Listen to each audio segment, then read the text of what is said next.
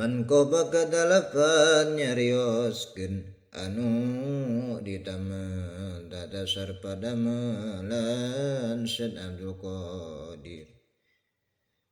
Said Abdul Qadir ditaros naon anu katuan didama dadasar di padamalan tuan.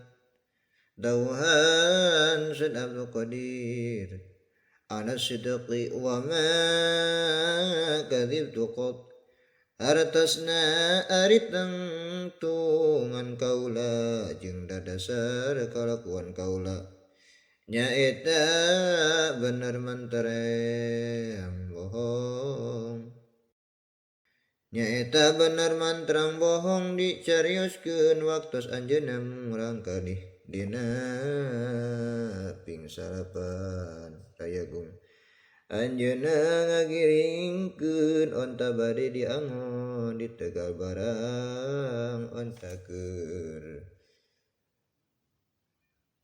ngagiringkeun eta onta ngomong pokna Abdul Qadir anjeun mah didamel teh sanes pikeun ngangon onta anjeunna kaget aya onta ngomong kitu teras eta onta dinesotkeun ari anjeunna teras angkat ka loteng ka ibuna teras unjukan saurna ibu tadi onta anu bade diangon ku abdi teh nyaram ngangon ka abdi sanggemna maneh ma Abdul Qadir didamel ku Gusti Allah teh lain calon kana ngangon onta kumargi eta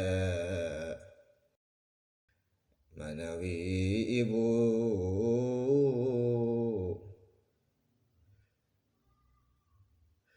rumangga ma abdi bade masantren ka Bagdad ibuna ngadangu unjukan ku putrana kalintang bingaheunana saurna atuh nuhun ari ujang hayang masantren mah ibu kacidaridona tah ieu keur bekeuna 40 dinar engke di mana-mana aya onta-onta anu reka Bagdad ujang milu nurut ludeng tapi ibu wasiat kudu bener dina sagala ucap-ucapan jeung kalakuan saur Said Abdul Qadir nyuhunkeun ibana ibu bae henteu kantos sabaraha lami ti waktu sarita Said Abdul Qadir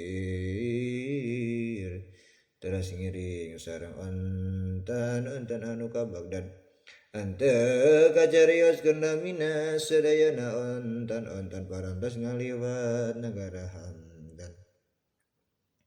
Hamadan bari dongkap ka dinya burubul aya 60 rampok darumpak budak sarta sadia parabot-parabotna terus sadayana sudagara dirampok barang meneran Said Abdul Qadir ceuk hiji rampok sinaing boga naon dauhan Said Abdul Qadir boga 40 dinar dikaputina handapun kele kaula ceuk rampok kitu patut boga 40 dinar jor bae ka ditu mantog didinya teras Said Abdul Qadir liwat gok deui jeung rampok sejen terus nanya deui cara tadi ku Said Abdul Qadir diterangkeun cara katu tadi eta rampok henteu percayaeun deui bae tidinya kabejakeun ka kepalana eta rampok aya anu nganggo boga 40 dinar tapi henteu dipercaya ku sarerea oge ceuk kepalana rampok coba barawa ka dieu si laing mah kawas anu burung lain dibuktikeun boa teuing aya bogaeun 40 dinar tidinya terus Said Abdul Qadir dibarawa rampok teh ka kepalana barang sumping ka kepalana rampok diterus ditaros cacanakanana dauhan Said Abdul Qadir boga 40 dinar kula teh oge tah ieu dikaput dina baju hanapeun kelek. Lamun anjeun teu percaya urang buktikeun. Terus dibuka artosna dibilang anu 40 dinar teh hareupeun kapala rampok. Sajongjongan mah kapala rampok teh ngahulang. Nyata ngahulang bae. Tidinya terus naros ka Syaitonul Qadir.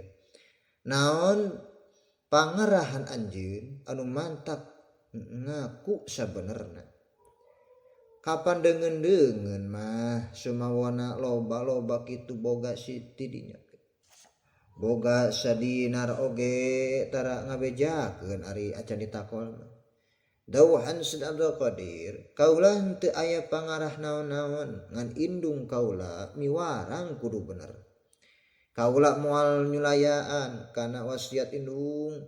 Tidinya segluk kapala rampok teh ceurik bari ngomong kieu. Salira mah dina tempat anu sakieu weuritna henteu wani ngarempak larangan indung. Nah, ari kaula geus sabaraha taun gawe teh ngan wungkul ngarempak larangan pangeran bae mana teuing pangeran benduna ka kaula. Tah ayeuna saksian ku salira yen kaula tobat ka Gusti Allah di tangan sampean. Tidinya tas rampok anu 60 teh pada tobat. Barang-barangna anu kenging ngarampok teras dipulangkeun deui ka nu gaduhna.